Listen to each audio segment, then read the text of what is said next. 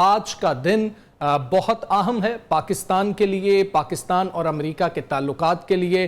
پاک بھارت جو کشیدگی ہوئی اس کے بعد پہلی مرتبہ امریکی صدر ڈونلڈ ٹرمپ کی کسی پاکستانی اعلیٰ عہدیدار سے ملاقات ہونی ہے۔ ظہرانے پر بلایا گیا ہے فیلڈ مارشل سید عاصم منیر کو، اور یہ ظہرانہ وائٹ ہاؤس میں دیا جائے گا۔ اس میں کوئی میڈیا الاؤڈ نہیں ہے۔ یہ بہت اہم وقت اس لیے بھی ہے کہ وکرم مسری جو کہ سیکرٹری خارجہ ہیں بھارت کے، انہوں نے یہ کہا کہ 35 منٹ تک امریکی صدر ڈونلڈ ٹرمپ کی بات ہوئی ہے نریندر مودی سے، اور نریندر مودی نے ان کی ثالثی ماننے سے انکار کر دیا ہے پاکستان کے معاملے پر، اور یہ کہا ہے کہ ہمیں کوئی تیسرا فریق اس میں نہیں چاہیے، ہم امریکہ کی ثالثی کو نہیں مانتے ہیں۔ شاید بھارت ایکسیپٹ کر رہا ہے کہ سفارتی طور پر بھارت مکمل طور پر ناکام ہو گیا ہے، اور امریکی صدر ڈونلڈ ٹرمپ کا اس طرح سے فیلڈ مارشل کو ظہرانے پر بلانا بھارت کے لیے کئی مشکلات کھڑی کر سکتا ہے۔ کشمیر کے معاملے پر بھی بات ہو سکتی ہے، کیونکہ امریکی صدر ڈونلڈ ٹرمپ خود کشمیر کو صدیوں پرانا یہ مسئلہ بار بار کہتے آئے ہیں، اور یہ صدیوں پرانے سے ان کا ہمیشہ جو موقف ہے وہ انورٹڈ کاماز میں لکھتے ہیں کہ یہ بہت پرانا مسئلہ ہے، اور پاک بھارت میں یہی مسئلہ نظر آ رہا ہے۔ ساتھ ہی ایران اور اسرائیل کی جو صورتحال ہے اس حوالے سے بھی اس ملاقات کی ٹائمنگز بہت امپورٹنٹ کہی جا رہی ہیں۔ اسی حوالے سے بات کریں گے، ہمارے ساتھ موجود ہیں سینئر تجزیہ کار عامر الیاس رانا صاحب۔ عامر صاحب السلام علیکم، بہت شکریہ سر آپ کا۔ فیلڈ مارشل سید عاصم منیر کی امریکی صدر ڈونلڈ ٹرمپ سے ملاقات، اور یہ پاکستان اور بھارت کے سیز فائر کے بعد بھی پہلی ملاقات ہے، اور اب جو مشرق وسطیٰ کی صورتحال ہے اس حوالے سے بھی اس کو بہت اہم کہا جا رہا ہے۔ آپ کتنی امپورٹنٹ دیکھتے ہیں، اور پاکستان کے لیے کتنی خوش آئند ہو سکتی ہے یہ ملاقات؟ تو یہ خالصاً امریکن پریزیڈنٹ اپنے کیبنٹ روم میں کیبنٹ کے ساتھ ظہرانہ دے رہے ہیں، وہاں میٹنگ ہے، اور اس میں صرف فیلڈ مارشل سید عاصم منیر موجود ہوں گے۔ تو انتہائی اہمیت کی حامل ہے ایک ایسے وقت میں جب ایران پہ اسرائیل نے چڑھائی کی بھی ہے، امریکہ وہاں پہ اس کو دھمکیاں بھی لگا رہا ہے ایران کو، ہماری انڈیا کے ساتھ ایک جنگ ہوئی جس میں امریکہ کے کہنے پہ سیز فائر ہوا، جس پہ اب بلا شبہ انڈین مکر رہے ہیں کہ نہیں، ہم نے ایسا نہیں کیا، فلاں نہیں کیا، اور خاص طور پہ ایسے میں کہ جب انڈیا کے جو پرائم منسٹر مودی، ان کے وزیر خارجہ سب ٹرمپ سے مل چکے ہوئے ہیں، مائی فرینڈ کہہ کے باتیں ہو چکی ہوئی ہیں ان سب کی، اور اس میں پاکستان کہیں بھی نہیں تھا۔ تو یہ جو ڈیولپمنٹ ہے بڑی ٹھیک ٹھاک قسم کی ہے پاکستان کے مستقبل کے حوالے سے، امریکہ کے ساتھ تعلقات کے حوالے سے، خطے میں نئی تبدیلیوں کے حوالے سے۔ یہ معمولی بات نہیں ہے جو میٹنگ ہونے جا رہی ہے، اور اس لیے کہ بڑی ہمارے اوپر پریشر آئے تھے لوگوں کے کہ جی پتہ نہیں ٹرمپ آئیں گے کیا ہوگا، آپ چائنا کے ساتھ چلے گئے ہیں اور آپ فلاں کو رہا نہیں کر رہے، عمران خان کے لیے بات کریں گے، فلاں کریں گے۔ تو اس ماحول میں یہ بڑی ہی سنجیدہ نوعیت کی ایک ملاقات ہے۔ ٹھیک ہے، اچھا عامر صاحب یہ بھی کہیے، جس طرح وکرم مسری جو کہ بھارتی سیکرٹری خارجہ ہیں، انہوں نے کہا کہ 35 منٹ بات ہوئی ہے ٹرمپ کے ساتھ ہمارے وزیر اعظم نریندر مودی کی، اور ہم نے ان کی ثالثی پاکستان کے معاملے میں ماننے سے انکار کر دیا ہے۔ اس طرح کے جو بیانات سامنے آ رہے ہیں اور بھارت یہ جو موقف اپنا رہا ہے، اس کا پاکستان کو فائدہ ہوگا، یا آپ کو کچھ ہڈن کچھ ایجنڈا بھی نظر آتا ہے اس میں؟ دیکھیں، ثالثی تبھی ہوتی ہے جب دونوں فریقین مان جائیں کہ ہم تیسرے کو ثالث مانتے ہیں۔ آپ کو یاد ہوگا کہ عمران خان جب وزیر اعظم تھے اور صدر ٹرمپ سے ملے تو اس وقت کشمیر کے اوپر ثالثی کی بات ہوئی، اور انہوں نے آ کے کہا کہ میں تو ایسے واپس آیا ہوں جیسے میں کوئی ورلڈ کپ لے کے آ گیا، اور لیکن انڈیا نے انکار کر دیا۔ ہم یہ کہہ رہے ہیں کہ ہم نے امریکہ اور ہمارے دوست ممالک دیگر سے جن سے انڈیا نے رابطہ کیا، ان کے کہنے پہ سیز فائر کیا، یہ ہمارا موقف ہے، اور ہم بڑے کھل کے یہ بات کہہ رہے ہیں۔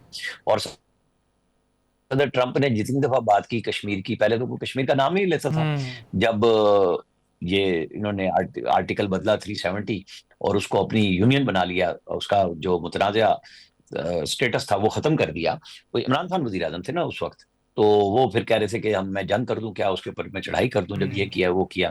تو یہ ایک ایسے وقت میں یہ چیزیں ہو رہی ہیں کہ وہ ثالثی نہ مانے۔ ہمارا مقصد یہ تھا کہ جو پارٹی انڈیا کو ایس ایچ او بنا رہی ہے یعنی امریکہ، ہمارا ان کے ساتھ تعلق بھی بن جائے، ہمارا بن گیا، اور ہم سے وہ بات بھی کر رہے ہیں، براہ راست بات کر رہے ہیں۔